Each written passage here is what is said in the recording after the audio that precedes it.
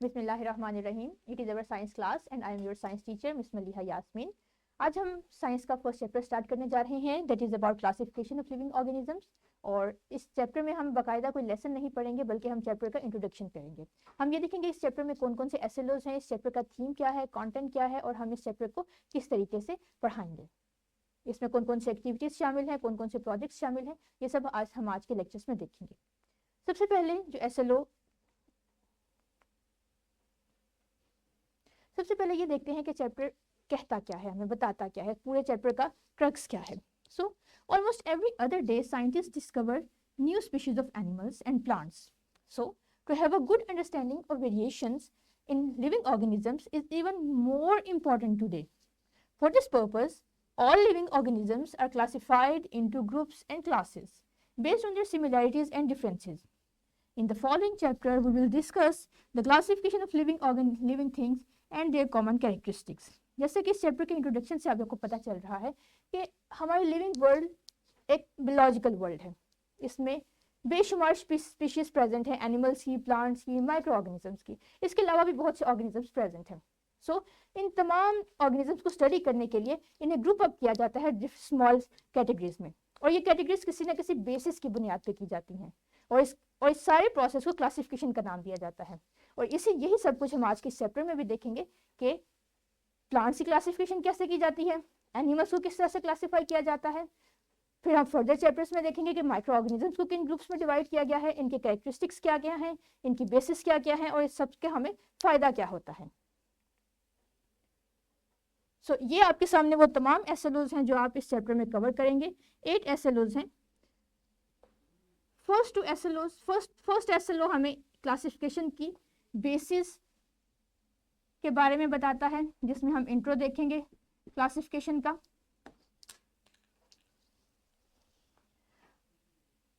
SLO number 2 से SLO number 2 और 3 हमें प्लांट्स की क्लासिफिकेशन के बारे में बताता है, स्पेशली फ्लावरिंग प्लांट्स के बारे में. बाकी के 3 एसएलओज हमें एनिमल्स की क्लासिफिकेशन के बारे में बताएंगे, और लास्ट 2 एसएलओज में हम बायोडाइवर्सिटी और इसके थ्रेट्स के बारे में पढ़ेंगे. हम ये भी देखेंगे कि हम बायोडाइवर्सिटी को, यानी अपने प्लैनेट अर्थ में मौजूद लाइफ को कैसे प्रिजर्व कर सकते हैं, सेव कर सकते हैं, और इनमें मौजूद ऑर्गेनिजम्स को तबाह होने से कैसे बचा सकते हैं. ये हमारा फर्स्ट एसएलओ. जो हमारा फर्स्ट लेक्चर होगा वो हम सिर्फ क्लासिफिकेशन का इंट्रोडक्शन देखेंगे. इसमें हिस्ट्री डिस्कस की जाएगी कि पहले कौन कौन सी अटेम्प्ट्स हो चुकी हैं क्लासिफाई करने की ऑर्गेनिजम्स को. क्लासिफिकेशन की डेफिनेशन देखी जाएगी, और हम ये भी देखेंगे कि क्लासिफिकेशन किस बेस पे की जाती है. क्लासिफिकेशन के लिए ऑर्गेनिजम्स को क्लासिफाई ग्रुप अप करने के लिए क्या क्राइटेरिया मुकर्रर किया गया है. बुक का पेज नंबर 6 से हम ये टॉपिक, ये फर्स्ट पैराग्राफ डिस्कस करेंगे. Lecture number 2, basis of classification and 5 kingdom system. First lecture में आप एक सिस्टम पढ़ेंगे क्लासिफिकेशन का, 5 किंगडम सिस्टम. सेकेंड लेक्चर में हम ये देखेंगे कि 5 किंगडम सिस्टम के क्या क्या क्राइटेरिया था, किन बेसिस पे उसे क्लासिफाई किया गया ऑर्गेनिजम्स को, कौन कौन से किंगडम्स थे, उनके नाम क्या थे, और उनकी रिप्रेजेंटेटिव स्पीशीज कौन कौन सी थी. बुक से पेज नंबर, ये एक छोटा सा बॉक्स एक्स्ट्रा इन्फॉर्मेशन, इस पे पूरा एक लेक्चर 2 बेस करेगा हमारा, basis of 5 kingdom of classification का.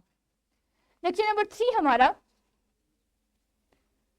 एक्चुअली फर्स्ट एसएलओ है, जो है describe classification of living organisms and their importance. कि हमने जो क्लासिफिकेशन पढ़ी है उसका फ़ायदा क्या है, उसमें कैरेक्टर्स कौन कौन से हैं, ऑर्गेनिजम्स कौन कौन से हैं, किस टाइप के ऑर्गेनिज्म को किस टाइप के किंगडम में प्लेस किया जाएगा, क्यों किया जाएगा, और उससे रिलेटेड बाकी के ऑर्गेनिजम्स कौन कौन से हैं. ये सब हम अपना लेक्चर नंबर 3 में स्टडी करेंगे. लेक्चर नंबर 4 जो 5 किंगडम्स हम पढ़ेंगे उनके डिटेल स्टडी है, यानी किंगडम. फर्स्ट लेक्चर नंबर 4 में हम किंगडम प्रोटिस्टा और इसके साथ किंगडम मोनेरा स्टडी करेंगे.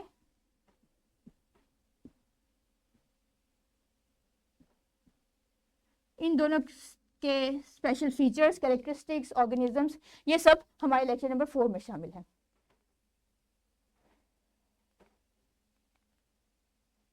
लेक्चर नंबर 5 बाकी के 3 किंगडम्स के बारे में है, किंगडम प्लांटी, एनिमेलिया और फंजाई।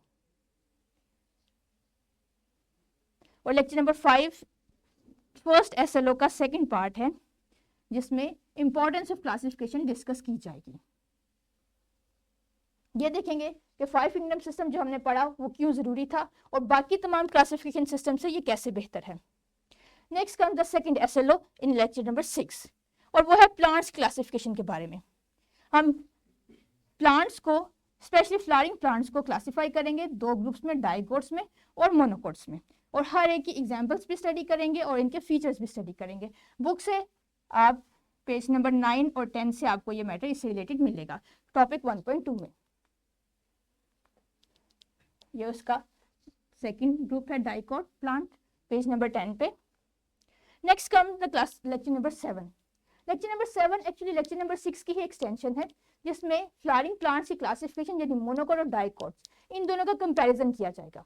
ये देखा जाएगा कि मोनोकोट प्लांट्स और डाइकोट प्लांट्स में क्या फ़र्क है, इनके सीड्स एक दूसरे से कैसे मुख्तलिफ हैं, लीव्स कैसे मुख्तलिफ हैं और फ्लावर्स कैसे मुख्तलिफ हैं। जब आप बुक का पेज नंबर 10 ओपन करेंगे तो आपको टॉपिक 1.2.1 मिलेगा, जो कि इस लेक्चर नंबर 7 से मुतालिक होगा। इसमें आपको एक कंपैरिजन टेबल भी दिखाई दे रहा है। इस कंपैरिजन टेबल को हम in detail with extra activities और प्रोजेक्ट्स की मदद से कंप्लीट करेंगे। फिर लेक्चर नंबर 8। लेक्चर नंबर 8 कोई प्रॉपर एसएलओ नहीं है, बल्कि जो एसएलओ हम पढ़ चुके हैं उन्हीं की एप्लीकेशन है। प्रोजेक्ट 1 हम कंप्लीट करेंगे पेज नंबर 11 से, ये आप देख सकते हैं। Then comes the lecture number 9।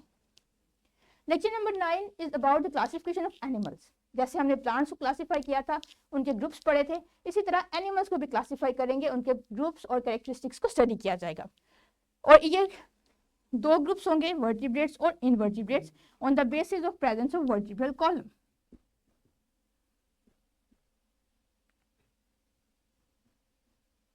Page number 11 से टॉपिक 1.3 लेक्चर नंबर 9 से रिलेटेड है। Then comes the lecture number 10। अब जो हमने वर्टिब्रेट्स और इनवर्टिब्रेट्स क्लासिफिकेशन की थी, इसको फर्दर क्लासिफाई किया जाएगा। पहले वर्टिब्रेट्स को स्टडी किया जाएगा, उसकी क्लासिफिकेशन देखी जाएगी, then invertebrates. So lecture number 10 में हम वर्टिब्रेट्स को क्लासिफाई करेंगे और इसकी 2 क्लासेस, फिश और मैमल्स, इन दोनों की कंपैरेटिव स्टडी की जाएगी। कंपैरेटिव स्टडी में इनके कैरेक्टरिस्टिक्स का कंपैरिजन किया जाएगा कि ये दोनों एक दूसरे से मुख्तलिफ क्यों हैं और इनमें कौन कौन से एनिमल्स प्रेजेंट हैं। बुक में 2 पेजेस, पेज नंबर 12 और 13 से रिलेटेड मटेरियल आपको मिलेगा।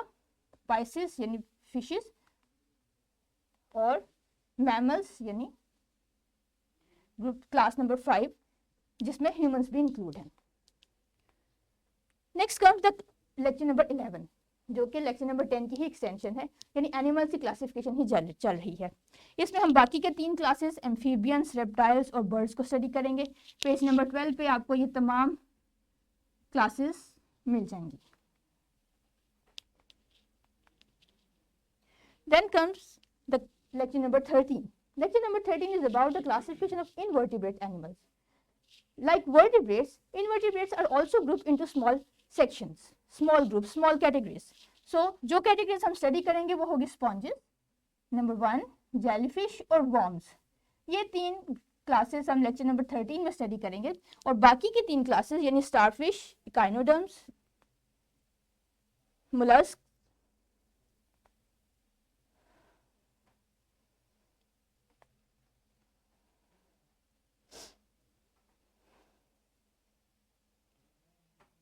और बाकी की 3 क्लासेस यानी स्टारफिश, स्नेल्स और स्टार हमारे लेक्चर नंबर नेक्स्ट में स्टडी की जाएंगी। इसके बाद लेक्चर 13 भी है project 2। Project 2 just like lecture number 1 is the application of all the previous concepts. यहाँ पे हम जो हमने क्लासिफिकेशन की थी एनिमल्स की, उसको अप्लाई करके डिफरेंट एनिमल्स को स्टडी किया जाएगा। इसके बाद लेक्चर नंबर 14 है, पेज नंबर 15 पे आपको मिलेगा, that is about biodiversity. Biodiversity के बारे में आप ग्रेड 4 में भी पढ़ चुके हैं। यहाँ हम उसका एक नेक्स्ट एस्पेक्ट डिस्कस करेंगे, which is about analyze some of the factors caused by human which are affecting biodiversity। अब हम ये देखेंगे कि ऐसी कौन कौन सी ह्यूमन एक्टिविटीज़ हैं जो बायोडाइवर्सिटी को अफेक्ट कर रही हैं, और लेक्चर नंबर 15 में उन्हीं तमाम एक्टिविटीज़ को कम करने का या उनके इफेक्ट्स को रिड्यूस करने का के लिए सजेशंस दी जाएंगी। पेज नंबर 16 पे आपको इससे रिलेटेड मटेरियल अवेलेबल है। इसके साथ ही हम प्रोजेक्ट 3 भी कंप्लीट करेंगे। इसके बाद लेक्चर नंबर 16 है। लेक्चर नंबर 16 तमाम SLOs का रिव्यू है, जिसमें हम देखेंगे कि पीछे क्या पढ़ चुके हैं, कौन कौन से एक्टिविटीज़ की, कौन कौन से प्रोजेक्ट्स किए और ये सब कैसे मुमकिन हुआ।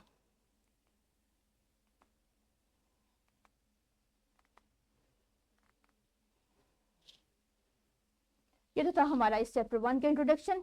आई होप कि आप इस चैप्टर को एंजॉय करेंगे।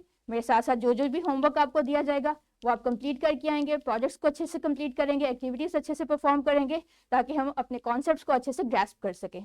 Thank you very much.